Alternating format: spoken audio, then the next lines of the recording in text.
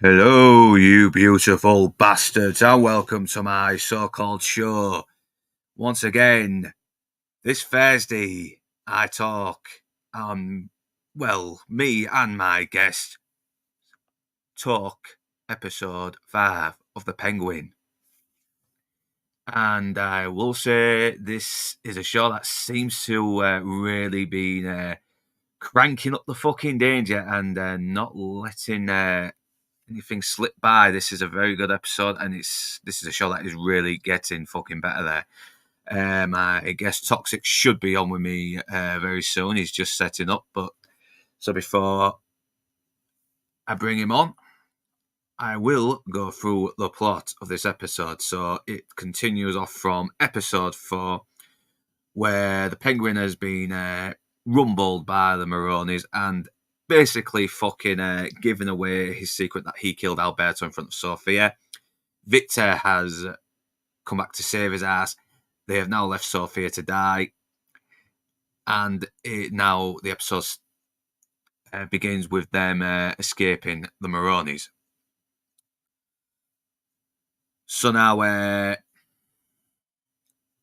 but thankfully, Oz has a plan B, and that is kidnap Taj Maroni, which ends up being super easy, barely an inconvenience. And then he visits the Maronis in prison, and he tells them he has their son and is willing to exchange him for the mushrooms they stole from him. Well, the mushrooms they stole from Sofia. He then gathers around a lot of Falcone's foot soldiers at Eve's place and promises them they'll have more success with him, more to show for it, and with a better cut. And there will not be seen a shit on his fucking lifted shoes the way they wear with Falcone's. So now we cut to Sofia, who is playing it innocent over the Falcone killings. Lars claiming it was over a dispute between Viti and Luca. The officer investigating questions her, but she calls out his intentions and he backs down. We found out she has John Viti locked up where her father and the rest of the Falcone's family bloodline is buried. She wants to know where her father's money is, the money that is hidden. She then decides to throw cold water in order to freeze him to death unless he gives her the answers she needs. He tries to justify his actions with the affair and tells her that he'll need her to get the connections she needs to win this war. And the way she knows he can be useful. Oz heads off to the exchange while Victor goes to check on Oz's mum. Oh, and Oz hires someone to shank Sal Maroni. Sadly, the exchange goes tits up when the Maroni's goons try to kill Oz, but it's also revealed that Taj has been doused in some flammable liquid, probably gasoline, which Oz lights, killing both Taj and Nadia. Oz and his guard escape with the shrooms, only to find out they are now useless. They've all crumbled, they've decayed, and there's only 2 buckets of the bliss drug that has been preserved. Oz is pissed off and has no idea what to do next. He warns Vic to get his mum out and keep her hidden. So Vic takes her to one of the areas still recovering from the Riddler floods. After Oz gets a call from Sal telling him that his hitman is dead and Sal has now escaped and is coming for Oz. So now Vic takes Oz's mother down to the rural areas and discovers Squid, one of his old pals, is ransacking the fucking area and looting it, and he's trying to not get his attention. All right, Toxic, I'll just finish off the plot and then we'll get straight to our thoughts.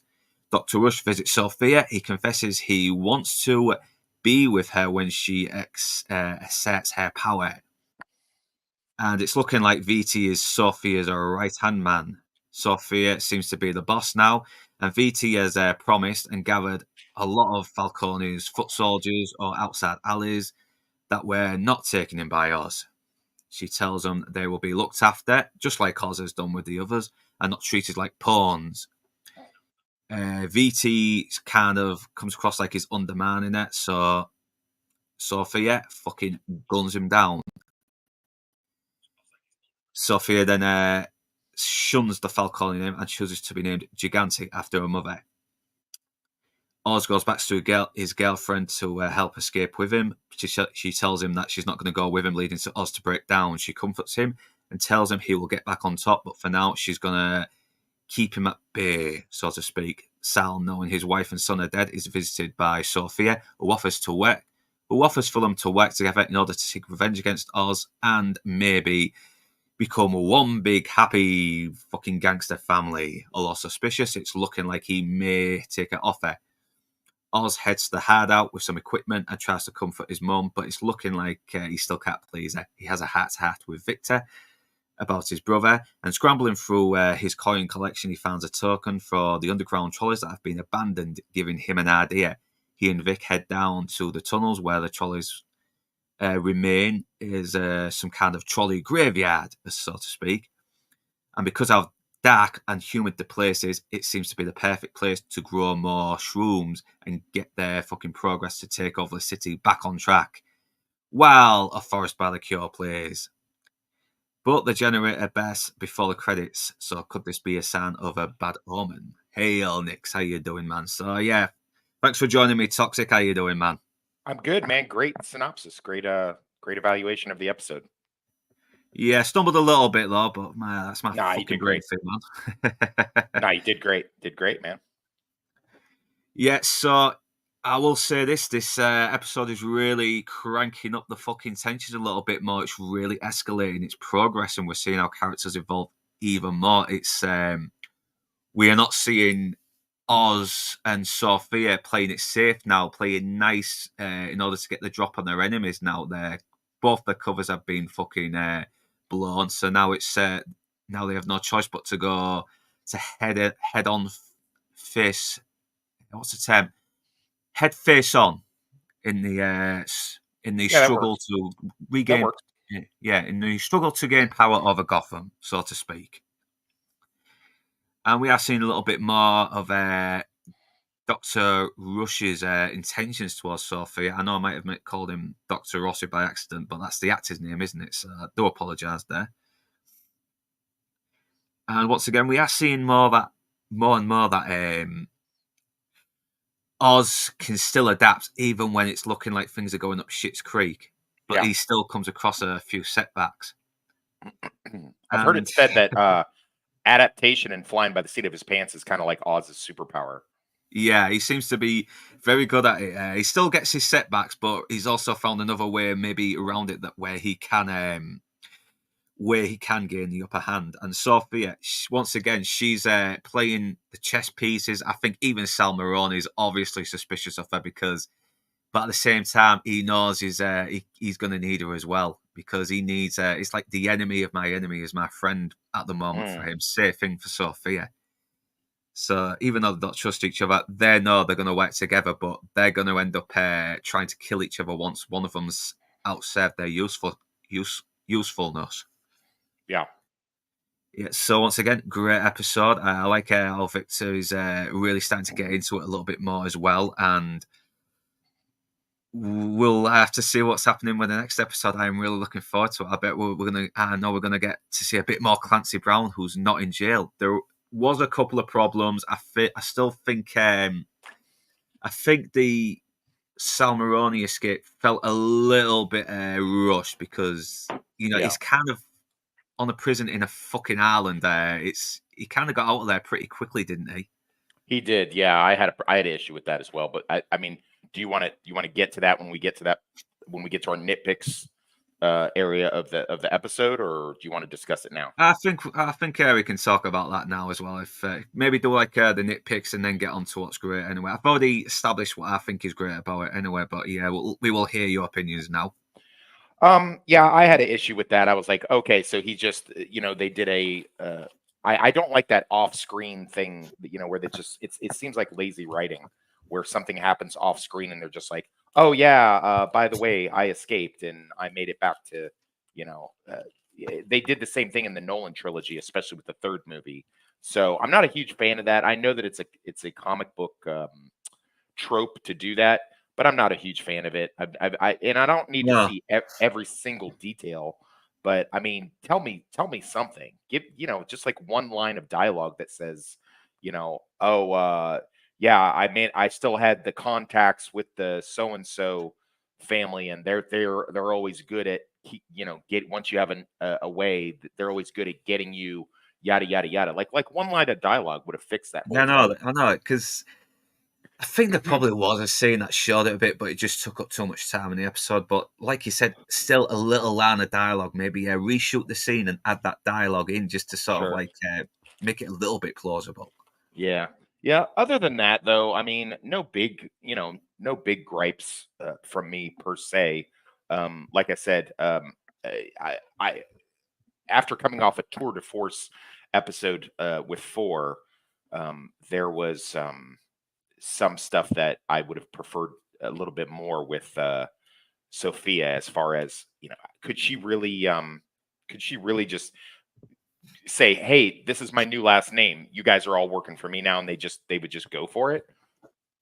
That seemed a little implausible to me. I don't know. I mean, I don't know all the inner workings of the mafia, but I gotta feel like that would just be like a little too convenient. I'm a gigante, so now you guys all work for me. Oh, okay. Well, yeah, sounds good. That just seems, I don't know, man. And especially when they went to all the careful detail of showing how she's consolidated power and took out her enemies in the previous episode. Give me a little more with that. So yeah, I don't know, but those are very small nitpicks. I mean, I guess at the end of the day, I didn't really need to see Clancy Brown pull a Andy Dufresne and bust out of Arkham like Andy got out of Shawshank. I guess that's not that big of a deal, but it did seem a little rushed. They could have. Would it have been a big deal to spend a little bit more time on this episode? So I don't know. But beyond that, I don't have too much complaints. I do have kind of an ongoing complaint with Oz, but maybe it's not a complaint if it's something that's going to get fixed. You know how when we first started and we said that with the character of Vic, him being kind of like this little beta soft shoe mumbling, that needs to Mhm. be rectified where he kind of becomes a stand-up man, because if they keep him like that, it's not going to be believable. So they've kind of fixed that, and I'm pretty happy with it so far, because he hasn't turned into like a ultra smooth war criminal or whatever, but Yeah, he's still but got a little bit of innocence to him, hasn't he? Especially in the scenes with Ozzy's mum. sure. But beyond that, I mean, all of the stuff that he does is still pretty much within character, so I don't have too much of an issue, and they've fixed what I needed fixing, and that's taken Mm. back to our original conversation and like the first couple episodes that we were doing a few weeks ago. That being said, there's an ongoing problem with Oz. Now, if it's something that it's like a Tony Soprano, and I've heard that this show is supposed to be likened to The Sopranos, if it's a Tony Soprano flaw that's just going to be ongoing, then I don't necessarily have an issue with it. But it comes down to this: he keeps making these like rash, selfish decisions, uh, as far as little mean spirited, kicking off this entire thing where he feels personally insulted, so he pops Alberto in the chest a few times with some hollow point wound care action. So okay, got it. That was, but he doesn't seem to have learned from that. And as we get more into speaking about the plot of this show, but I'll just briefly mention, he really cut his own throat doing what he did to the Maronis near the end, because he not only just to stand there and gloat, the Halfron system activated, and they shot out all the anti-fire foam stuff and ruined the crop, which was the whole point and the whole base of how he was going to start his new organization, was this new mushroom drug or whatever. So he just basically just destroyed his own thing just to stand there and gloat. Now, if that's a thing that's going to be ongoing with the season and into the next movie and into maybe another season if they decide to do one, then okay, that's fine. But if that's just bad writing of this guy that's usually such a good criminal genius who thinks on his feet, but he makes these really stupid decisions. So I'm not really sure where to fall on that. I kind of wanted to bounce that idea off of you and anyone else that was going to discuss this with us today. Does Yeah, I that think you made a good point there. I mean, because Yeah. Yeah, you could probably argue that is his flaw. He probably has had a lot of frustration of. He's probably been shot on just by the Maronis as well by than Oh, he was. sure. Honest, so yeah, maybe there was a little bit of frustration that he has been dreaming of this day as well. The same thing he has done with Alberto and Viti and all that lot. But yeah, and obviously because Sofia's gotten rid of all the other fucking guys that used to fucking treat us like a fucking joke. It's Yeah. almost like he's like projecting that on a little bit, and it's kind of been his undoing. Yeah. Yeah, I don't know. I'm not saying that the motivation behind it, excuse me. I'm not saying the motivation behind it isn't sound and solid. I get that. I'm just saying some of these silly things that he's done, giving the jewelry to his mother, obviously shooting Alberto, um, uh, getting himself like trapped in a pickle with Sophia after he's worked so hard to gain her trust back, and then just like abandoning her when he could have made so much more use out of like that night saving her. What was that, episode 3, right? Yeah, it was episode 3. Yeah, The end of episode 3, had he saved her, it would have doubled down on what he had been saying, which was like, hey, look, you can trust me, yada yada yada. That would have worked so much more in his favor. But he had that moment of, you know what, to hell with her, let her get killed out here. That was such a rookie mistake. Shooting Alberto, obviously it kicks off the plot, but that was such a rookie mistake. Giving the jewelry to his mother, I don't know. I mean, I feel like that's going to come back and bite him in the ass. I think you pointed that out in an earlier stream, or somebody did. And then now with the situation with, he had the product. He could have just walked away, but he decides to kill the two Maronis. Okay, fair enough. But at the same time, in the manner in which he does it is crazy. And then on top of that, standing there just to watch them burn, beyond being a sick thing to do, he ruins almost all of the crop. Now maybe they can do something with what they've got left, but these are just a lot of like really just rookie easy mistakes to not make. And he's usually such a brilliant tactician. Having him do this just seems like I didn't even know. I know. And again, I've heard the argument that's like he's supposed to be kind of like a Tony Soprano stand-in. And if you were a fan of that show, you've never said to me, so I don't know. But I did watch all of the Sopranos, and Tony would make very good moves and be a good leader, but he would also do like selfish, immature, bad, quick-tempered, silly things, and then cost himself like lots of money, lots of trouble, lots of bodies, when he would just get in one of his little moods or whatever. So if that's what they're going for, then okay, that's fine. I don't have a problem with that. But Tony's rise and fall was bookended, whereas with this is supposed to be an ongoing comic book character. So I mean, where are we going with this? Are they leading us towards like the destruction of the Penguin? Because I thought that he was supposed to be like a mainstay villain with the new Batman series. So I'm really, so like it's either one or two things. Either he's gonna figure out a clever way to get out of it, or he's going to self-destruct, much like Tony Soprano. In which case, what were we bothering to follow him for? So I don't know. I don't know what you think about that. yeah. I think you've actually made a good fucking point there. I mean, it probably is a major flaw, and hopefully the writers might have fixed that in the next episode, because they seem to be doing a lot of fiction as well with the things that didn't work out. I mean, they gave a bit more context to Sophia. They improved Victor's character a bit more as well, and yeah, I think you have made a really fucking good point there. I mean, it's yeah, because there was other ways he probably could have done this as well, because I know he knew that he was going to get fucked over at the exchange anyway, because they weren't going to just pass the fucking drugs back to him peacefully, were they? But yeah, he should have fucking reacted faster. With dispatching Taj and Nadia, in a way to get to prevent the fucking mushrooms from getting compromised. Yeah, it's just it's one of those things where I don't. Okay, well, good, fair enough point, Nix. But I don't think it serves the story very well to show this brilliant tactician making silly mistakes. It's almost like, now again, like I said, if they're setting that up to where he has a penchant for making rash judgment and errors, a la like Tony Soprano, then maybe that's okay. So that's going to be part of the story. I get it. That's fine. But it's just I don't really know where the story's going yet, so it's hard for me to make a good review of it. I really don't know where to come out on it. So I needed to No. kind of hear somebody else's opinion of what they think about his like lack of mindful decisions. And he also did another thing which I thought was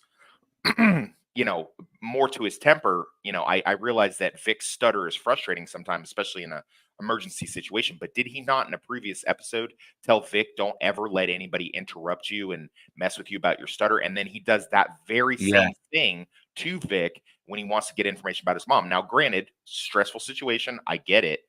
But I mean, he's really a lot of the stuff that he's doing out of his own selfishness and his own temper is kind of cutting his own throat in regards to this. So, I have a hard time kind of putting those things together.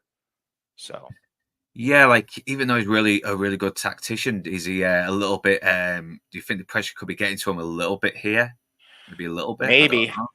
maybe it's not. I mean, Vic is sturdy and reliable, but he doesn't exactly have a number 2 man. I think that's interesting that his all of his actions inadvertently caused a power vacuum, and then he created, instead of just having like the one enemy and making the enemies fight each other, he's now created this new enemy. So now Maroni and, well, now Sophia Gigante, it's gonna become such a huge problem. Oh yeah, he's definitely in a desperate situation now He's because he's not. basically Yeah, doubled his trouble. No, you know what I mean? I know. And I think that was a little intentional, just to add more tension.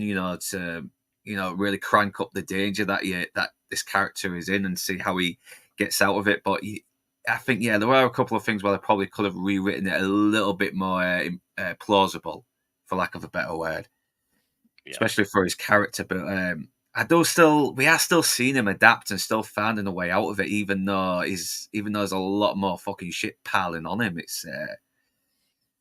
And obviously, I think maybe back to the bit with Sophia. I think maybe that what she said did hit a nerve with them, and a lot of them probably thinking, you know what, maybe she's right. But I think we are going to see a few of the foot soldiers question her a little bit as well, but they're just too scared to tell her in front of her face. Who knows? We'll have to see in the next episode, because I want to see a little bit of confliction with the foot soldiers questioning whether they should work with Sophia, or the same thing for the ones working with Oz, because they've got these very similar storylines going on as well, which I think is a nice little contrast as well, because they're both trying to gain power over basically over the same person that fucks them, I should yeah. say.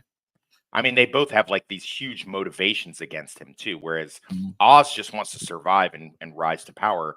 These two have like blood oath debts against Oz. I mean, a wife and a child killed on the Maroni side, and then a brother. And, well, I mean, basically, also if you count the fact that it could be understood that Sophia looks at Oz as being part of the reason that she was locked up.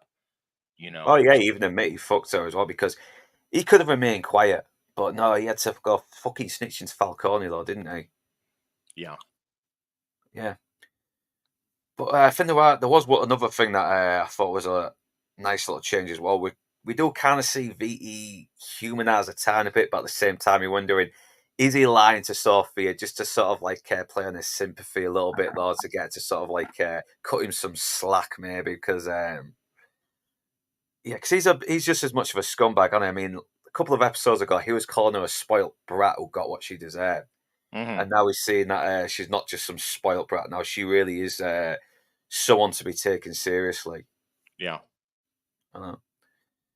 But I was, but this one scene, but the scene where she shoots him in the head after interrupting her, I started to think, I don't think she shot him just because he interrupted her. I think she shot him because he outserved his usefulness. He's already hmm got all the fucking connections that she needs now. He's told her where the money is, everything. what's the fucking point of him? She hates him, and he's probably going to end up fucking her anyway if, every chance he gets. So who knows? Yeah, I think she realized that it was a limited amount of time. I think she already knew that she was going to give um, his his days were numbered. No matter what he did, she just basically needed a patsy. I don't Mm. think, and once he got her connected with the rest of the crew, he had basically outlived his usefulness. Yeah, So, as far as that goes, and then yeah, I mean, he interrupted her, but I mean, obviously, at the end of the day, I don't think she trusted him not to try to subvert her in some way. You know what I mean? yeah. So what's happening is, well, I'm coming up a little bit static. Possibly, unless it's me just hearing you that way. I don't know. I hope not, because I'm not hearing it from your side. So it could be just a little bit of a shit signal. I don't know. Okay. Am I sounding okay? Sorry Yeah, for the you're technical sounding okay. difficulties, folks. By the way, I'll just take this real quick time to mention that I am seeing all these comments in here, Aegis Mm. and especially Tony K. I'm going to get. I didn't read all of the questions and points. I will get to them. Northern English Bastard will highlight them, and I'll get to it. I just kind of running behind a little bit today, and I wanted to catch up and speak about the episode and read my notes. So definitely paying attention as much as possible, and Northern English is very good about highlighting comments and things in the chat. We're not ignoring you, and we appreciate you guys being here Yeah, no. talking about this brilliant show. But we'll Yeah, get to yeah, those. yeah. And I think another flaw that I forgot to mention is probably Doctor Rush, because I Hmm. don't know. Yeah. Does he want to join with Sophia because he feels guilty that he was kind of involved with these fucking psychiatrists, these psychologists, these doctors, and he kind of does want to, feels like he's redeeming himself, but at the same time he's in love with her. I don't know. I'm very confused about his motivation here. Yeah. I mean, I kind of feel like he's just in love with her. I don't think it's too super complicated. I think he loves her. Do you not get that vibe from it? I definitely got that vibe in episode 2 when he's holding her, telling her to count to three after she has a little breakdown. And I know it was definitely had a thing for her, Yeah. but I didn't know if he also just felt guilty as well, because he worked with these doctors who were fucking who made their life miserable. So I don't know, maybe Under there is a pro, little bit of but guilt uh, there. yes, but under protest. Hmm. He did protest. They did make it clear to show that he was like, Yeah. I'm Oh not yeah, sure yeah. we Because he should vote on worked with this. Alberto to get her out, didn't he? So I don't know, maybe. Yeah. Yeah. Plus he told that main crooked doctor, like, what if she's really innocent and we're doing all this stuff to her? I don't Hmm. think this is right. So Yeah. So, but I don't know how he's going to be useful. What is he going to be, the gangster shrink or something? Because I am not it's as familiar with a lot of these characters. I mean, I'm kind of peripherally familiar. I'm more of a DC than a Marvel, but I mean, only slightly so. But I'm not as familiar with a lot of these characters like Doctor Rush. I mean, the name sounds familiar, yeah. but I don't yeah, think I recognize him in the comics as well. I think he might be a minor character. I don't remember him in the Long Halloween or anything like that, which no. was probably the only appearance of Sophia Falcone. But let's have a look. Doctor Rush, DC. Unless he's made up, because sometimes they do that. Sometimes they just make up a character to, Sure. add While smart. you're doing that, I'd like to kind of gush a little bit, excuse me, about some of the great stuff that I saw in this episode, if that's okay. I really like the adaptability of Oz, where he's utilizing TikTok. It's gotten some backlash on the internet where people are like, "Oh my god, this is so lame. He's looking at TikTok." But if you were looking for a Gen Z kid who's like an adversary, criminal, whatever, that's exactly where you would look. I can tell you right now, when I've done skip traces on people who jump bail or just looking to surveil somebody, I will get on their social media and find them. And if they're young, they're gonna be on TikTok. I've had runaway kids I've looked for, and they block their parents on all these social medias, and the parents don't know to check TikTok. And these dumbass kids will put their locations on there. So I thought that was actually a brilliant move on Oz's part as far as that goes. Yeah, I agree. I mean, fucking hell, the internet is so fucking revealing now. People's entire lives are online. They're all there are all these like data files now, for everyone to fucking see. I mean, Mhm. what was that episode of American Dad where they tried to infiltrate George Clooney and break him down? He hires he hires all these guys and he's like saying, "By the way, I must congratulate Google. It makes my job so much easier." Oh yeah, because Yeah. So I fucking yeah. believe you there. I believe you. But like I said, it is really cranking up the danger and the tension of the plot. It probably could have been written a little bit better, but it hasn't really spoilt the show. That I still want to see what happens next. You know what I mean? Because Yeah. it really does feel like it's building up to something big, and I'm really hoping the climax isn't fucking disappointing. Yeah, that would be a thing that I've been afraid of. But I mean, I've been sort of, because I got burned so badly with Sugar from Colin Farrell and from True Detective season 4 from HBO Max, whatever. Because I've been burnt so badly, and then also because I've been kind of left hanging with from. Thank you, Nix. Because I've been left hanging with on the TV show From and Yellow Jackets. I'm sort of at this point where I'm almost like Stupenzo. Like I don't even want to look at something until it's reached completion, because I don't want to get like, the rug pulled out from under me again. But with this one and talking with, I mean, just every episode so far has been a banger, which makes me think like, in the old days you'd see a show like this, right? And it would go, oh man, this is so good, I can't wait to the finale. But we've sort of been like, we've sort of been in these codependent abusive relationships with TV and media and movies and stuff, where it's like now we expect to get smacked around a little bit, we expect to get hurt, so we're just kind of like, oh, I don't know, is this gonna be bad, or is this gonna be leave me, because I did not watch it Yeah, with like you a bait guys. and switch. Yeah, I didn't watch it with you guys, but I am aware of the House of Dragon season finale of season 2 was underwhelming. Yeah, So, I gave up halfway through. I mean, as soon as I oh, started that's forcing the lesbian kiss, I thought, yeah, we know where this is fucking going. And it did look like they were ruining Matt Smith a bit as well, like trying to sort of like make him soft. I was like, I don't want to see Matt Smith's character become a softie. I want him to see a big fucking conniving arsehole. That's what made his character so great. But yeah. I've been looking at the writing, and it's got different writers, but the main one that seems to be reoccurring is Lauren LeFranc. I will get her name up and share the screen. So Lauren she seems LeFranc. to be the head honcho on the fucking writing for most of these episodes. Okay. Yeah, I kind of get the feeling she's in creative control here. I will not be surprised if she is. Okay. Let's get this. So yeah, let's look at her credentials anyway.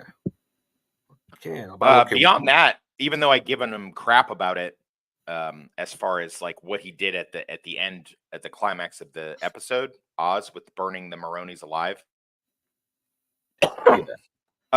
Beyond the tactical error of it, I mean, it was really a well done and brutal scene, and it's really showing you what Oz is really like. Him standing there with a grin, and he knew he was going to light them on fire from the get go, and the fact that he douses the kid in, I mean, I don't know if he doused him in petrol. I don't know. You'd probably know more than me with your penchant for Yeah, I was murdering wondering the homeless. what he doused him in as well. Was it fucking gasoline? It was definitely something flammable anyway. Well, yeah.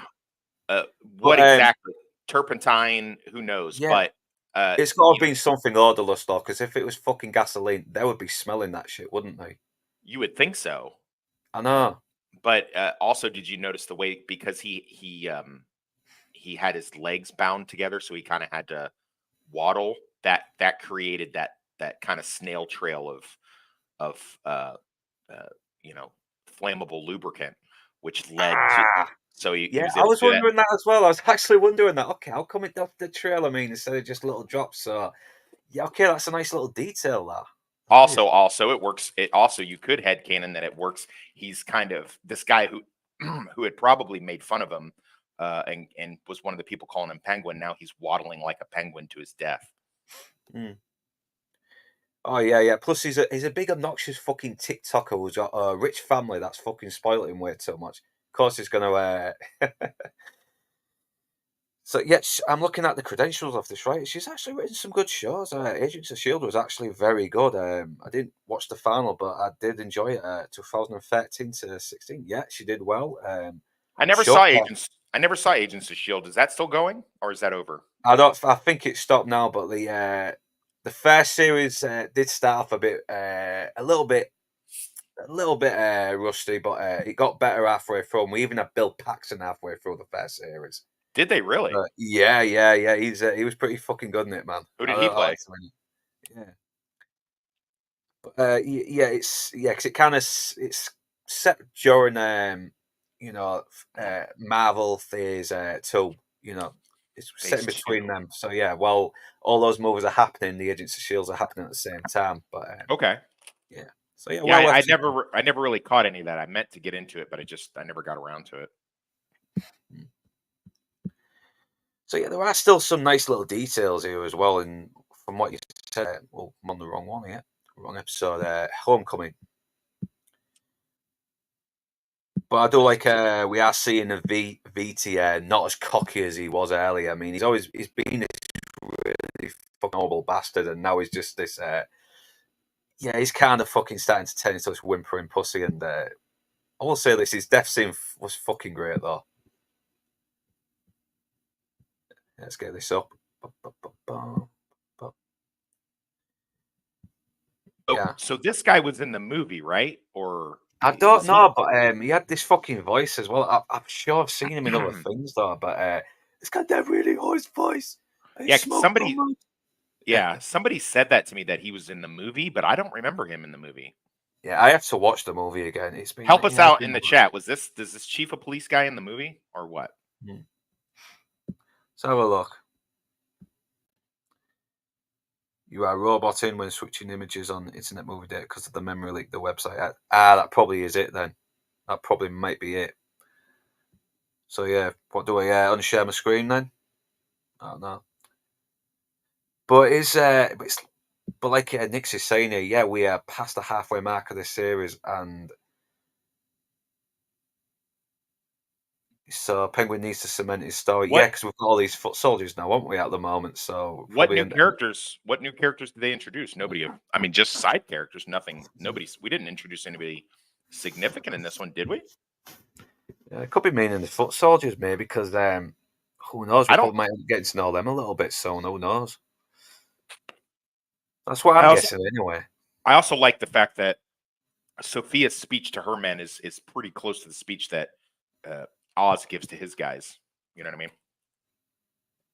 Yeah, no. It's one thing. It's almost like they're the complete opposites, but at the same time, they've got something in common as well. So I think I don't understand why. I don't understand why Oz didn't just follow through and work with Sophia. I mean, yeah, I know. So the plot can happen. Okay, great. But she was very nice to him back in the day and was willing possibly to forgive him for talking out of school with her, because he didn't, to be fair, I mean, yeah, he shouldn't have opened his mouth to Carmine. Okay, got it. And his reasoning for it was also bad. But he didn't know what was going to happen. He didn't know she was going to get sent to Arkham, and that the dad was at least they haven't portrayed that he knew that. So beyond that, like, why go this route and try to, they could have teamed up together and gone after the Maronis. I mean, I guess maybe the logic could be that, like, there was never going to be an alliance between Sophia because he murdered her brother, and sooner or later that was going to come out. I guess maybe that's the reason. Yeah, that could be it. Because she's already she has already shown that she can fucking see through bullshit, and sooner or later she probably would have seen through that anyway and killed him.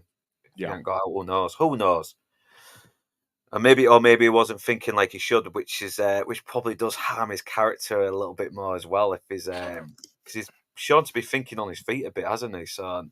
I mean, like I said, that's the best description of him is from another YouTuber I saw that said, thinking on his feet and making those adjustments, last minute adjustments, is basically the Penguin's superpower. So, yeah. Do you want to read? Did you want me to read that or have a look? Yeah. Dr. Rush, foot soldiers. Dr. Rush, foot soldiers. What will represent the new capos of the Gigante family, the police commissioner. Just to mention a few. Yeah, okay. I mean, yeah, I get that. I kind of thought the police commissioner was a recurring And he's not the commissioner. Gordon's the commissioner. He's a police chief. It's two different things. Yeah, but who knows? He might just be a little character that pops up. I don't think he's gonna end up getting a shitload of focus. So yeah. But I do like how Sophia just calls him out. He's like, he's a little suspicious, this, wasn't it? And she calls him out for being fucking. She calls out his corruption, basically. Yeah. Does the police chief make house calls and stuff like that? Yeah, maybe in a small town, not in Gotham. Yeah.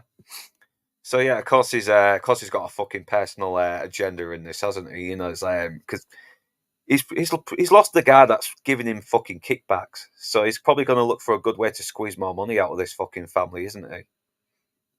Yeah, absolutely. But then we come back to. I think we might have already made our points about this episode. Now we've been talking about it. It has its flaws, but it does progress the plot a bit more. And once again, even though Oz does make mistakes, he still thinks his way out of it. And we are seeing Sophia actually gain some control now. She's not just sneaking around like Oz is. She's really showing that she's really putting herself up in front of everyone now. And to go back to what you said about the goons just taking her word for it, who knows? Maybe because she did strike a nerve with them, and maybe we should hear her out. But I think we should see some of the goons have the foot soldiers have some kind of confliction as well with working with us. We should have a few that are still skeptical, and will start to question it. Yeah. Well, also, she's also showing those scars off now. Did you notice that she's not trying to hide them anymore like she was before? Oh yeah, I've noticed that. Yeah, she doesn't give a shit now. She really doesn't. She's really showing she's a force to be fucking reckoned with. I wonder if some of the naysayers from the beginning of the series, who were like, "Oh, little Christine Milioti, she's not like the big powerhouse comic book character Sophia Falcone.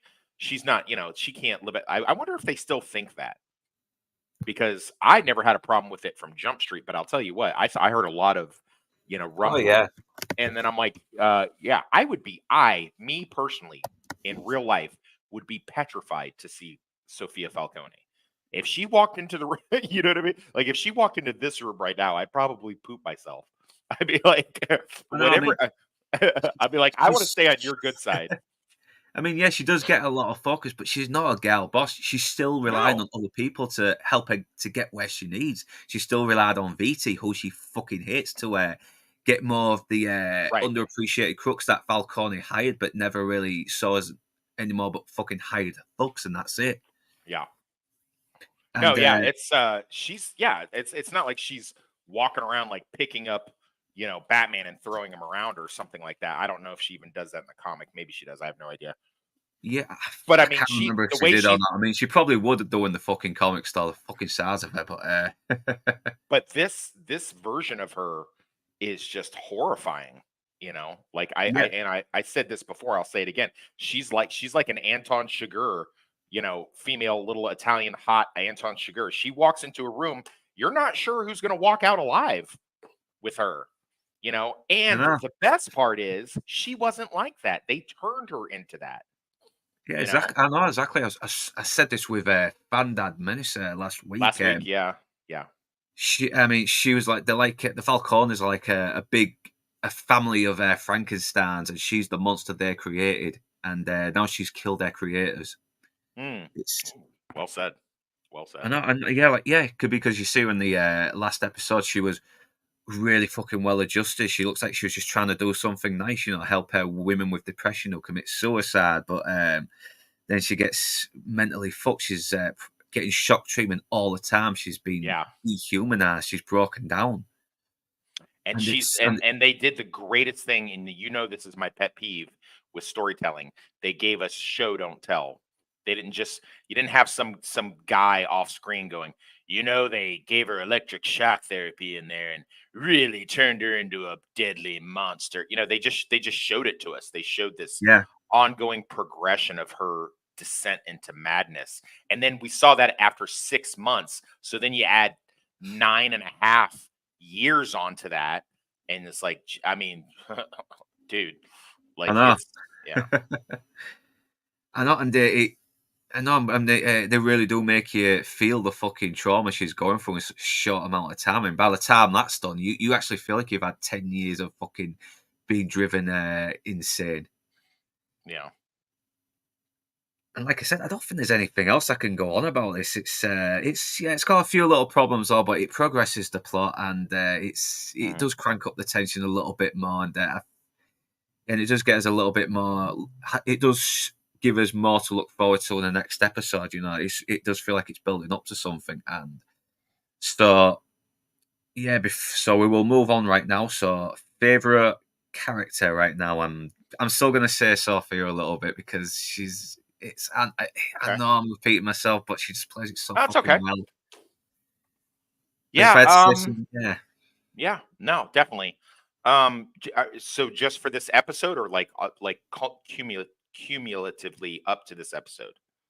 maybe just for this episode as well. I think second is probably Victor as well because we are starting to see Mm, he is becoming getting into his criminal activities, but at the mm, same time, he still has an innocence to him. He still kind of sure. like him a little bit, and there's part of him that's hoping that he sees the light and maybe does do something with his life.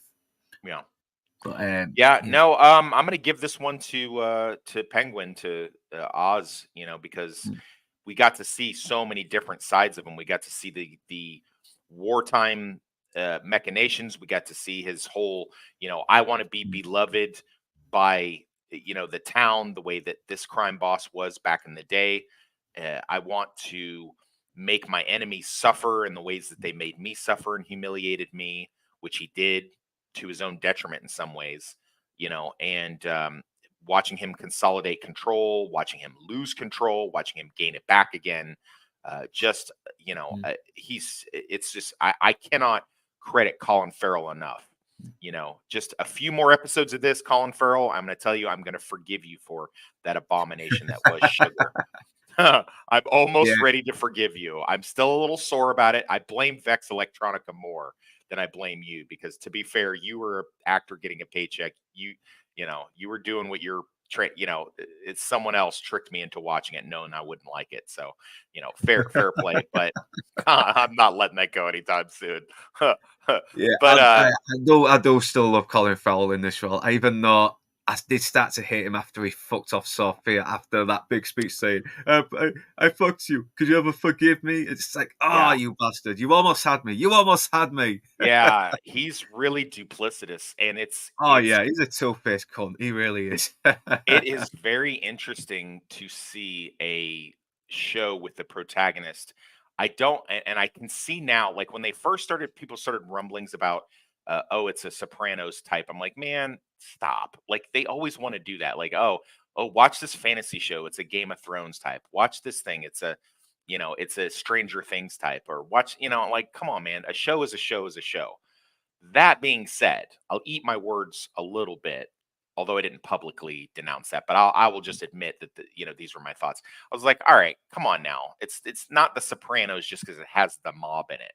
But I kind of see more now. Now, whether that was the original intention or not, I don't know. But I do kind of see that you have this protagonist who's wholly unlikable. Just like Tony Soprano was. Tony Soprano, not a likable guy at all. Oh, no, I mean, So he just manages he's just very fucking interesting, and right, he is dynamic. relatable in some way, but he's still a scumbag, isn't he? And For sure. Very dynamic character, very mm. just you can't take your eyes off him. You want to see what he's gonna do. Oh, all right. Yeah, you're banned. Go ahead and get rid of him. Stop it. Stop it. And he's gone to the And he's gun. gone. So now you ruined my train of thought. But no, so yeah, he's a wholly unlikable character. That being said, you just cannot take your eyes off him. Where you juxtapose that against Sophia, yes, she's terrible. Yes, she's dangerous. Yes, she does bad things. But you can kind of justify what she does. Mm. Can you not? I can justify Sophia. I don't know that I can justify anything that Penguin's doing in I any of these agree. episodes. I don't, look at last episode. Sophia spared that fucking little niece, wasn't it? Was it a niece? Okay, yeah, that was bad. Okay, no, that Yeah. yeah, you're right. Good point. I don't know if that was the point you were trying to make, but yeah, she did. She did. I mean, she spared her life, but then subjected her to a life in a Oh state yeah. institution. So yeah, good. If that, I'm not sure if that was your point, but if it was, well played. But I Because think yeah, it does make a good point of just how bad revenge has just consumed her as well. This good yeah, person has just been broken down into this fucking monster. You know, it's yeah, and it's. But like you said, they fucking did kind of bring it on themselves a little bit as well. It's like she's become so bitter and vengeful. It's kind of it's not only it's kind of brought on these consequences as well, and she's not giving a second thought about it because of how much how much it's traumatized her. hmm But yeah. No, no argument here on this end. mm. but I do like how I do still like the moments where Penguin is humanized a little bit, like when he breaks down when Eve decides not to go with him to to Lalo. It's like I don't know, he just generally seemed fucking heartbroken. He's really in love with this fucking woman who he should not be in love with. I mean, she's a fucking hooker, man, or stripper, one of them. You talking about? Is it Eve? Is that right? Yeah, Eve is a black girlfriend with the I think she's oh a yeah, I think she's a madam. I think madam. Mm. that's like the Mm. head hooker that runs the other hookers, and she doesn't really need to hook anymore. She'll get like a sugar daddy basically.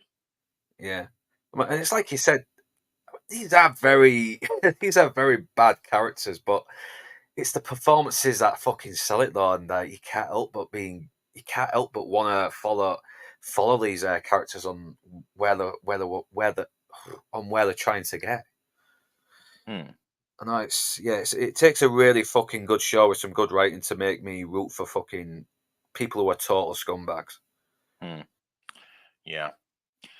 Well, um, yeah. What else we got for Oh this yeah, evening? so favorite Lan. I mean, I will go first, and it's Oh, basically the one where Viti's in the what is it that the tomb with the all the tomb, the other crypt. Falconies, yeah, Yeah. and she's saying, "You want to die here and be buried with the greats? We won't find you a gold nameplate, but we will find you a nice unmarked hole somewhere." I Nice. thought that was fucking cold. Yeah. My favorite line was, "You're cooked now, Oz." And he's like, "Oh, cooked, huh? Yeah. Maybe you should call your wife, Sal." I was like, Oh "Yikes, man, yeah. yikes." Oh, that is a good line. That is a good line. So yeah, that's favorite line. And what would you give this rating? Not quite as strong as what do you do? You do Oh, 1 through 10 or one out of five? you can I do one to forget. five or 1 to 10, either way. Well, what are you gonna do? What is your I'm gonna go 1 to 5. I probably okay? will Well, give it a then that's what I'll do. 3.5. Okay, 3 point. Really? Is that a little Yeah, low? it does have like I said, there were a few things that felt a little rushed, and probably maybe this is one of the episodes where it could have been padded out a little bit, just to sort of like Well, that's fair. yeah. But Okay. it's still a good episode. It still progresses the plot. So yeah. Okay. I'm gonna give it a solid 4. I like Mm. it, and it's not, and really the only reason it's getting the 4 is mostly because of the the the rushedness, as you say, no pun intended for the character, but the rushed plot, which I have noted, but also because of it's just coming off of a really really strong episode 4, but that episode 4 is sort of a bottle episode. I mean,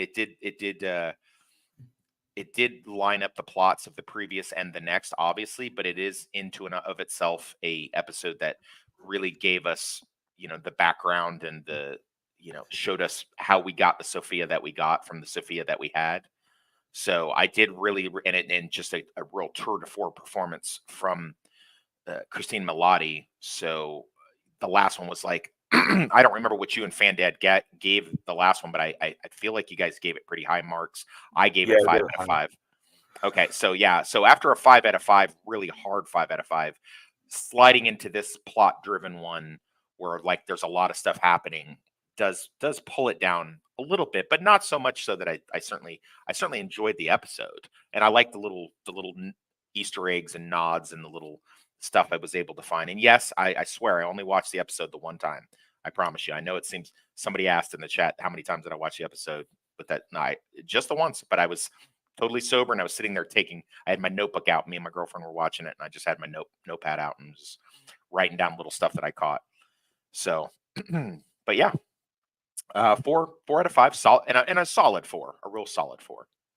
Yeah, because like I said, I mean, yeah, it has its flaws this episode, but it still shows it's got some very strong writing, and that Lauren DeBank, if I'm getting her name right, let's have a look. Let's have a look again. Oh, I'm fucking shit with names sometimes. I really am.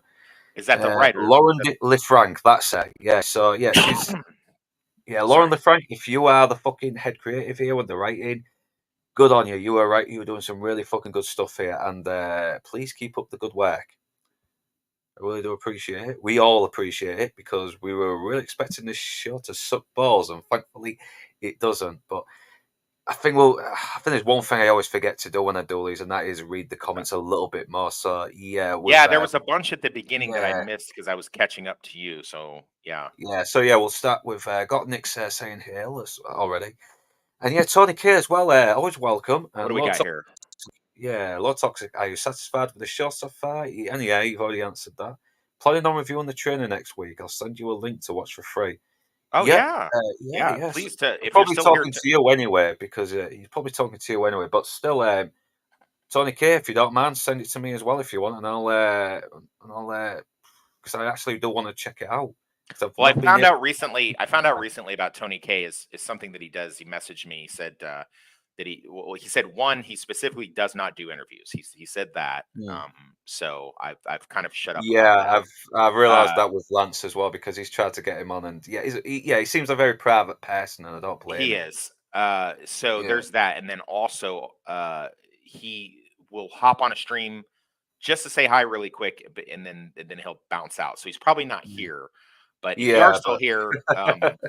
So I'll do it anyway, just to be polite, just to be polite, anyways. I will send a message. He does contact me on Instagram and Twitter X. So yes, I would love to do that. I will send a message. He's probably not listening, but I will send a message. I would love to look at the trainer. I would love to, and I would definitely do a review of it. I don't know how that works. I know that happens with YouTubers sometimes. They get either tickets to go see it live, or they get links to it so that they can do an early review. I would definitely love to do an early review of it.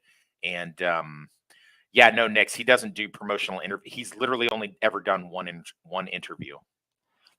So I've seen his interviews before, and he does not seem to be keep on the fucking show business types. And I don't fucking blame him. I really don't. He likes to play his ukulele. And is Sophia fixable or not? I don't think she needs fixing. I like her the way she is. No, we need her. We love her the way she is.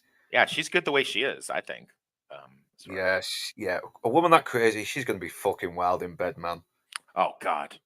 Yeah, she probably does bad stuff. Who knows? She does bad stuff. Stuff. Homecoming proves my point. The full Sophia episode should have been either a season 2 episode leading into her intro, or the pilot for a TV show. Well, maybe, but I know sometimes these episodes can fucking kill the momentum of a show that's pretty much taking the serial approach by continuing after the other. But I do still like it. It does give a bit more context into a character, and it has fleshed her out a bit more. So there is that. I mean, I do kind of agree with you a little bit though, but I still don't hate that episode. I still think it's very well done. I don't need a Sophia show. I don't need that. Now, and I'm saying that very aware that I said we don't need a Penguin show. Okay, so but I mean, how much? I mean, at what point have you bastardized the source material? Like, I mean, and they did that with Gotham. They did that with Pennywise or not Pennywise. Sorry, that's not right. Alfred is what's Alfred's last name? Is it Pennywise or Perry? Yeah, it was Pennyworth. Yeah, and I really don't get why. I mean, I don't need to see a fucking show about Alfred. I mean, we kind of get it already. He was a army medic, and he ended up becoming this butler and became a father figure to this boy who had his parents murdered. That's all you need to know. That's all you need to know. I don't need a Sophia show. As much as I love her, the actress and her character, I don't need it. And so yeah, no, I'm gonna because I say like no her to better that. as just when she's an antagonist. That's it. I think because Sure. sometimes a character, as well as they can be, can sometimes have too much screen time, and I think a Yeah. show like about Sophia could probably make a character a little less interesting. But that's my opinion on the whole thing.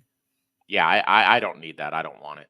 So Yeah, well, it's kind of like Lorne in Angel. I think sometimes when he was always better when he was like the side character that Angel talked to, but it mhm. didn't ruin him too much. I think he's But better when he's a little bit more of a supporting character. yeah, I would not have needed to see a Lorne Hmm. show.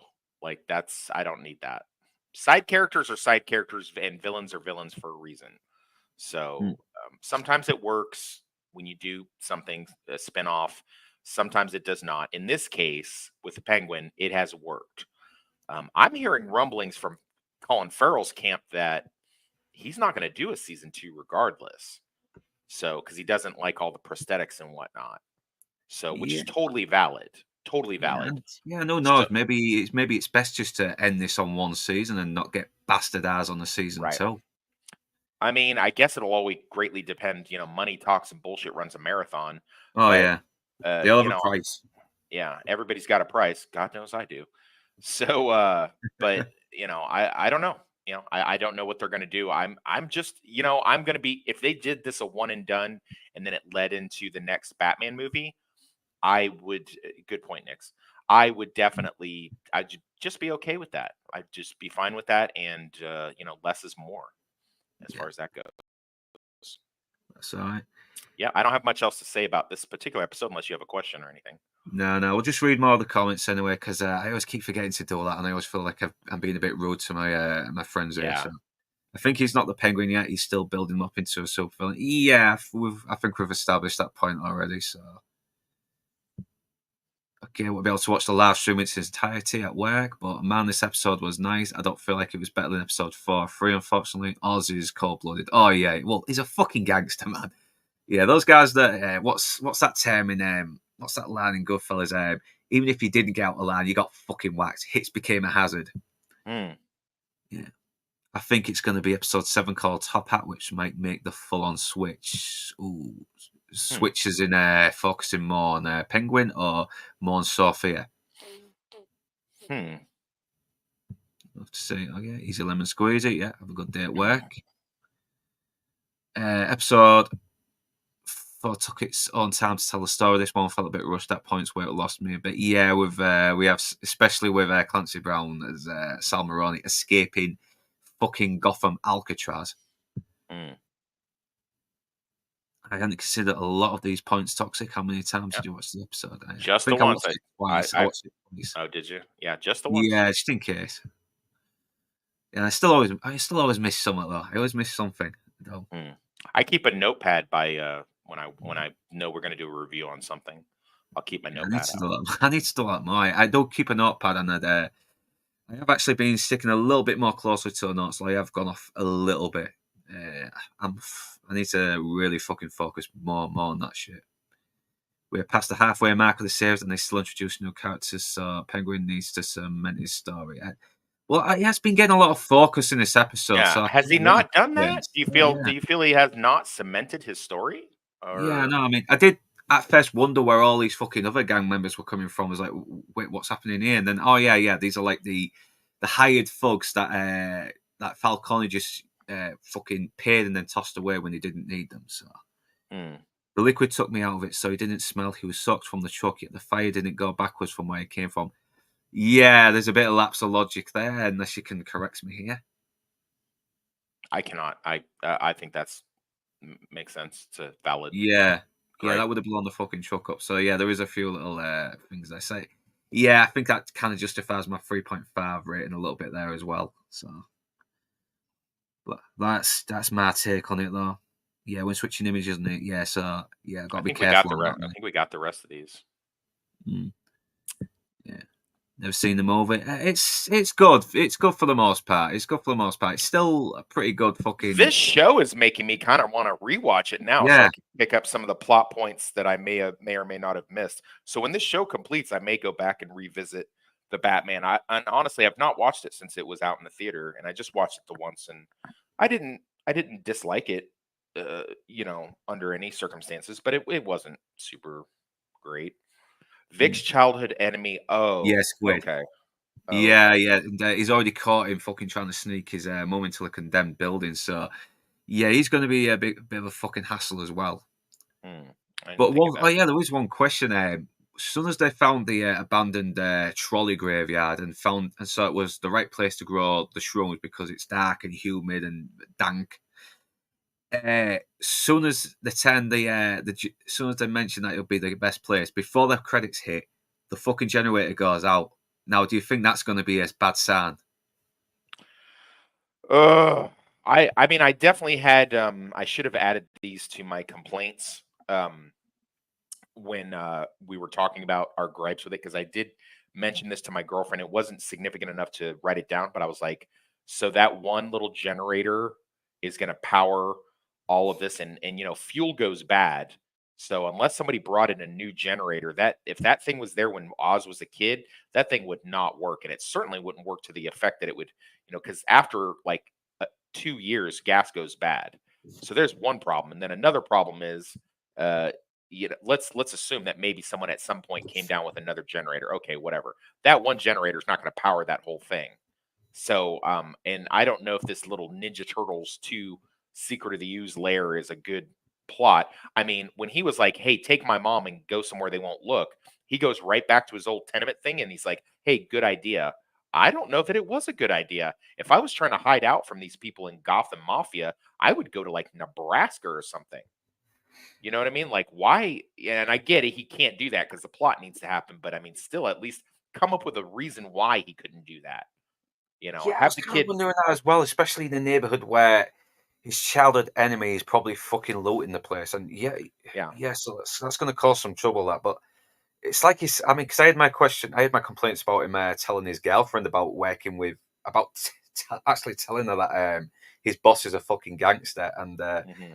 so yeah, I think that might be a bit true to his character. He may, he's adapting, he's learning how to fucking get ahead a little bit, but he's still not as he's still not the smartest, the sharpest knife in the drawer No. at the moment.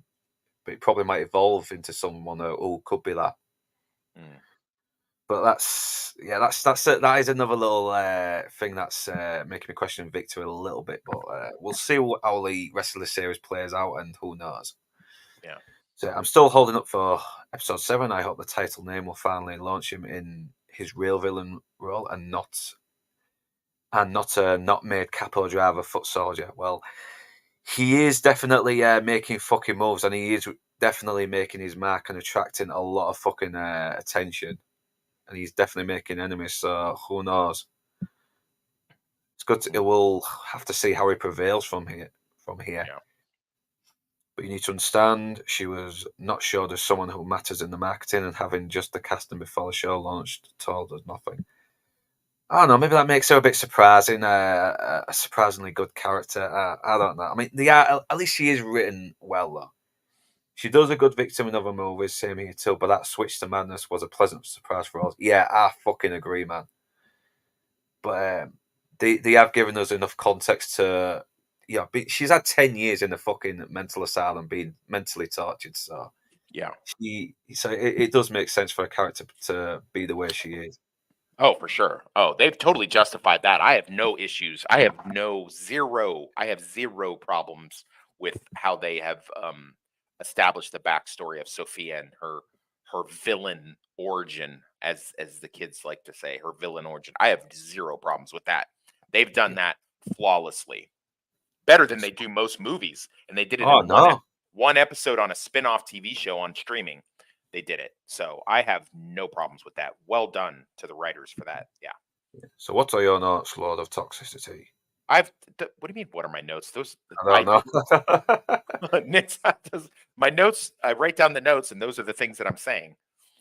So Yeah, so yeah, no, Nick, so you've got your complaints, but I'm glad that you still think it's a good show. It's it's mixing it up, cinematic and story wise. It's strong compared to a lot nowadays. I fucking agree, man. I mean, yeah, there has been a couple of laps of logics, but at least the characters are still engaging, and the fact that they're still you still want to see what happens next with these characters who are pretty Yeah. fucking terrible people. It just shows you what a good show this is. How many more episodes we got? I think there's another 3 more episodes now. It said 8 Okay. episodes on Internet Movie Database. Yeah, that's from earlier. I okay, I will check out Northwater. I don't know what that Yeah, I'll is. check that as well. You know, I But do like, Colin Farrell. I think he's a really fucking good actor. I mean, let me just put this out here. Number one, I love Colin Farrell. Number two, he's doing a fantastic job in this. Number three, he did a great job in Sugar. It's just that I was tricked into. I didn't know what the show was when I started watching it. So that's all I'm going to say on that. But you know, you might hear me gripe about it every now and then. It's mostly because Vex Electronica promised me that it was a detective noir show that I would like, and everyone who knows me knows that I love detective noir shows. I write detective noir books. So you know, that's why. But that's, you know, it is what it is. I'm not going to stop griping about it, but just so people understand why I'm griping. So yeah.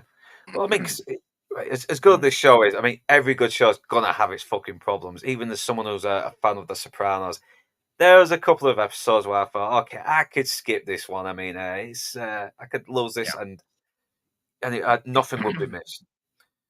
So yeah, facts. 6 hours of makeup each day. It's hard. Again, watch the North Water. Damn it!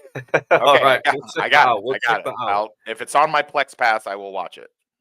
Yeah, I thought they'd be developing new ways to put makeup on that wouldn't take so fucking long now because if you go back to 2008 with the Dark Knight, the prosthetics that Heath Ledger had for the scars on his cheeks, that was like this silicone thing that could just come on and off, and it wasn't uncomfortable or anything. And so I'm really surprised they haven't developed that into more bigger sort of like caked on makeup, like exactly like the one Colin Farrell has for the Penguin.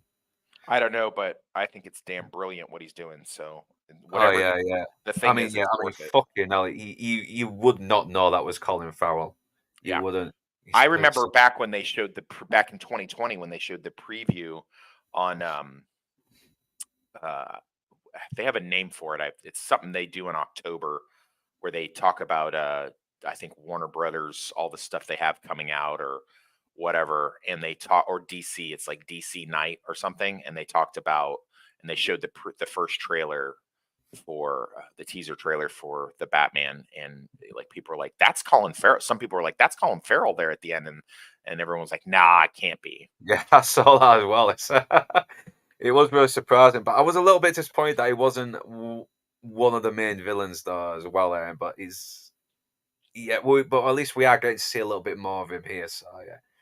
Yeah. So yeah, one more next before we head off. Anyway, if you need links, prepare to be spammed. No more excuses. You love CF. You must watch. You must I watch got it. okay, Nix, you have my word. So yeah, before we go, what do you want to promote now, Toxic? Yeah, so right after this, I'll be doing a Highlander episode with Dudicus. It's we're deep into season 4 at this point. I am in talks with him about rewatching the 1993-94 miniseries version of The Stand, which will be on his channel. Um, so I will provide links for that in my upcoming streams as they progress. If you guys have not already, please check out the Doctor Sleep video that Northern English Bastard did last week and on his channel, and then the counter argument Doctor Sleep that I did on my channel. And I believe I know for a fact I provided the links to his stuff in my video where I ruthlessly take him on and talk about how great it is, what I think is one of the greatest adaptations of Stephen King's work, if not the greatest adaptation. And then check out his, where he's, as much as he enjoyed the concept of it, I guess ultimately you just didn't like it. So, Yeah, and then, there's still things I liked, but there's a lot that just took me out of it. And yeah, fair play, fair play. but but this is what a fucking grown up conversation is like. People on the internet, we can fucking disagree and still be fucking friends. We Yeah, don't need to fight. We don't need to name call each for other. sure, for I sure. know. I will be continuing my Consider the Source. I will still keep the Highlanders still once a week. I managed to still keep it up while I was in Florida and North Carolina. I managed to find some places that I could go where I could do it. And thank you, Nix.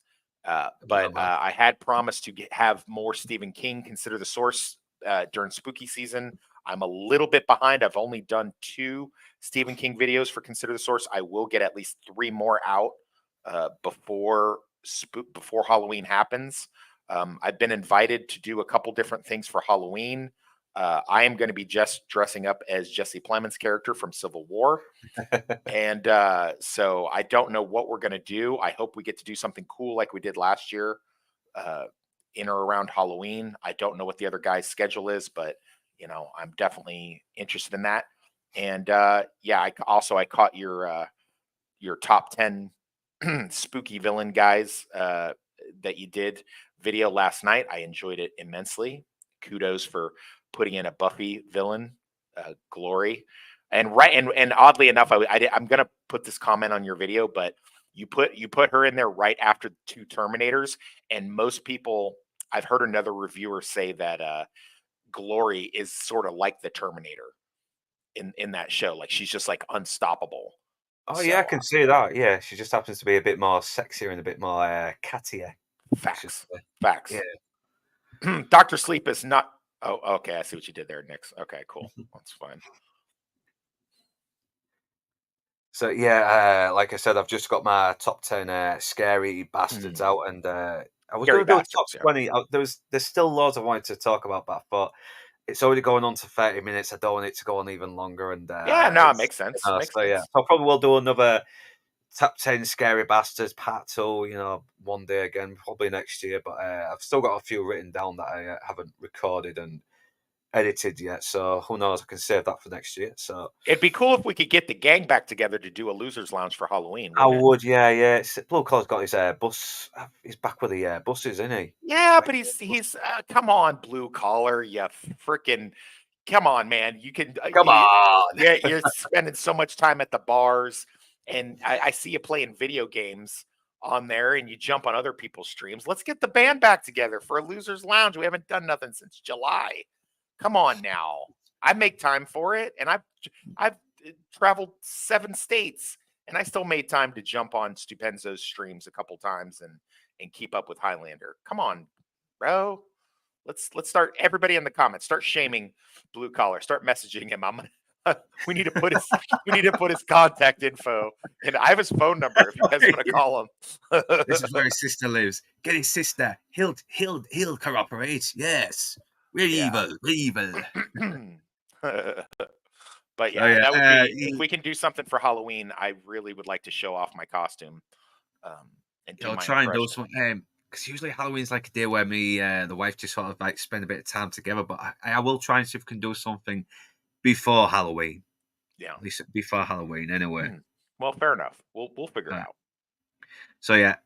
And yeah, thanks for joining me, Toxic. And always thanks for joining me, Nix and Tony K, even though you probably fucked off the moment you posted. So, but still, it's greatly appreciated your support.